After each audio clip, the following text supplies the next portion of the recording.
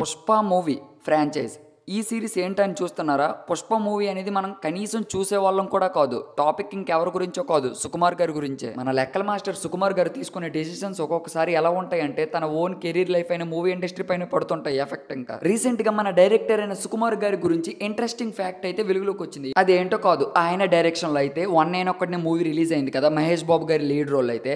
ఆ మూవీ అయితే మన టాలీవుడ్ ఇండస్ట్రీ వాళ్ళకి ఫస్ట్ అయితే అర్థం కాలేదు. ఎందుకంటే ఆయన బేసిక్స్ అనేది క్యాలిక్యులేషన్స్ పరంగా ఆ విధంగా ఉంటుంది స్టోరీ టెల్లింగ్ అయితే ఆ 191 మూవీ అయితే మంచిగా రెస్పాన్స్